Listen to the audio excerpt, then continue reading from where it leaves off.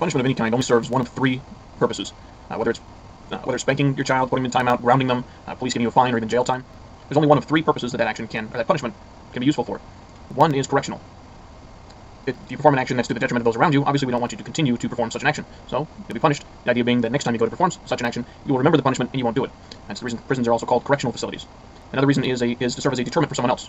If police or the judge decide to make an example of someone, that means they're going to go particularly harsh on this person, so other people who may be doing the same thing will stop doing that action without getting the necessary punishment for it. And then the third purpose is to help the rest of society continue to run and to protect the rest of us. Murderers and rapists and so on are locked up for the betterment of everyone else, to prevent them from preying on the innocent. Now that being said, hell doesn't really fit any of those three categories.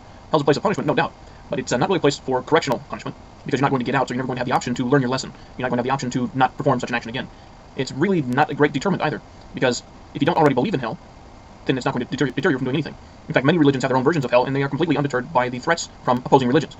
You're not going to get a single Christian who's going to be nervous about going to the Muslim hell strictly for believing in Jesus. They're not going to be deterred from believing in Jesus because of something a Muslim says. And likewise, Muslims will not be deterred by the Christian threats of hell because they're refusing to accept Jesus. Not to mention, no one can actually ever see anyone going to hell. They never get to see that someone is actually being punished. Therefore, its usefulness as a deterrent is just about nothing.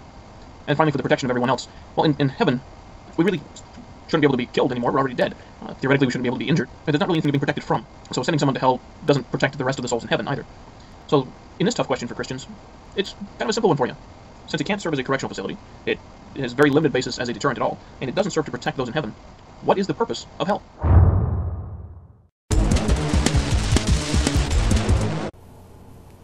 Hello everybody, Neosentience 1 here, with a response to Tough Questions for Christians number 5. What is the purpose of hell? There are 4 purposes of punishment. Number 1 is deterrent. Number 2, payment. Number 3, correction. Number 4, protection of others. Okay, the purposes of punishment are quite skewed. I am only 5 questions deep into this series, and so far all the questions come from a skewed view. No wonder there are so many questions. That is not a personal attack on you, AZ Superman, but please read a secular book titled Simulacrum and Simulation. And you should be able to see that the vast majority of people do not get it, whatever it is. Most never take the time to understand anything fully. They take the most digested version and run with it.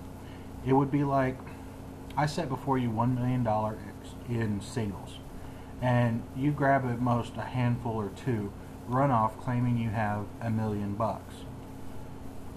You don't take the time to package the rest into a suitcase or even trash bags. Just grab a handful and run. Think you got it all. Now that sounds absurd, I know. Who wouldn't take the time? How valuable is knowledge, though? When people think that the Cliff's Notes version is all they need to know, they are cheating themselves out of knowing anything on any subject. It's the same as leaving $999,000 just laying on the table. It might be enough to get you by for a short time, you know, that $1,000 that you ran off with, but you know, you might even bluff your way through some situations, but you don't have the full $1 million. You know, you can even buffalo some ignorant peers, but it's going to leave you high and dry in the end. Okay, back to the question at hand. From taking 3 years of criminal justice at Indiana University East and Sinclair Community College in Dayton, Ohio, and focusing on community corrections, I have a little bit of an edge, even from a secular view on this one. A jail or prison has 4 main purposes. Number 1, payment for crimes. Number 2, rehabilitation/correction. Number 3, protection of the population. Number 4, deterrent. So which of these purposes does hell share with jails and prisons? Well, number 1, payment for crimes. We already covered this on a previous questions and answers. Number 2, not for rehabilitation or correction. By this point, you are beyond repair by your own making. Number 3, protection of the population. Since heaven will outlast the earth, there will be people. Where will people go after the earth is gone? There are only 2 options, heaven or hell. Now, heaven is a reward, a place of peace and joy. Who would want a bunch of thugs and bandits and thieves and liars and perverts and hate mongers in a place like this? No one would. The hell-bound don't like peace and joy, love and righteousness. They wouldn't like heaven, especially because they couldn't take what they want. They couldn't have their way. They wouldn't be able to steal, rape, or murder.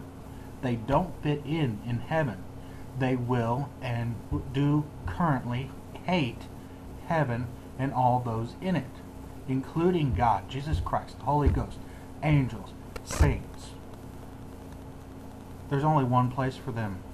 That's hell. I don't know why this is such a big question. Number 4, deterrent. There is a deterrent factor in the promise of hell. This part of the whole picture is enough to make some people ask questions and seek out the rest of the story they have been ignoring for years. Again, it is the destination of the ungodly. You walk the path, this is where you'll be. It's a destination at the end of the path that you choose to walk.